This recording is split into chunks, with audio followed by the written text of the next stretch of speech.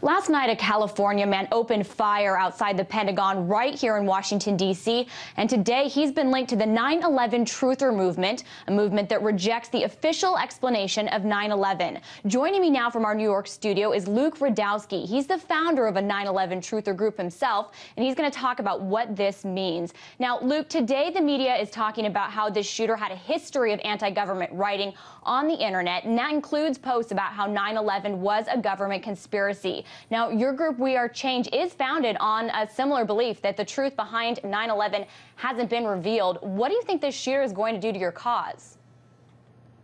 I mean, first of all, our organization denounces any violence or criminal acts that are committed. We follow the principles of Gandhi and Martin Luther King. Now, before this, we have been saying that with the Southern Poverty Law Center coming out with their report, that there would be something of an incident to kind of go against all of the 9/11 Truth movement, all of the patriots who are questioning their government, and this smells and sounds like something like that would happen.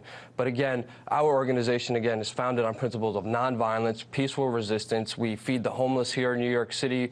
We do clothing drives for underprivileged kids. We raise money for sick and dying 9/11 first responders, and we ask questions and demand answers, questions that are uncomfortable for this government, and that's why they're doing these reports, and that's why similar activities are happening today.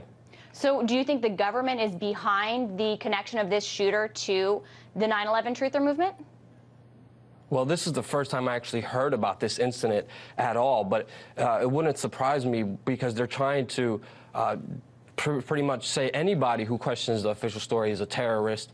And we've seen the establishment of the Patriot Act and Military Commissions Act being used against critical thinkers. This would be something like a problem, reaction, solution dialect where they would create the problem. The solution would be going after the people who have questions about 9/11, and that's exactly what I think is happening. But I haven't heard anything about this incident. And I do want to clarify, he has not been called a terrorist. Now, I do want to go back. You mentioned the South Poverty Law Center report. That report was put out this week, and they put you on a list of patriot groups described as non-racist hate groups. What's your reaction to this? Dissuade me that you're the threat that this report seems to be indicating you are. I mean, you can look at our code of conduct. We always call for peace. Our weapons are truth. Our weapons are love, humanity, and dignity, and using our words and never using violence. And this defamation is not only, against We Are Change. It's against any citizen out there who wants to question their government. And it's kind of sad seeing our organization that does community work, helps out homeless people, helps out veterans, helps out 9/11 first responders being deemed and labeled with neo-Nazis and the KKK. I mean, it's just absurd and appalling that this would happen. And with this happening, it's like they're setting the framework for this incident that recently just happened at the Pentagon that I just heard of.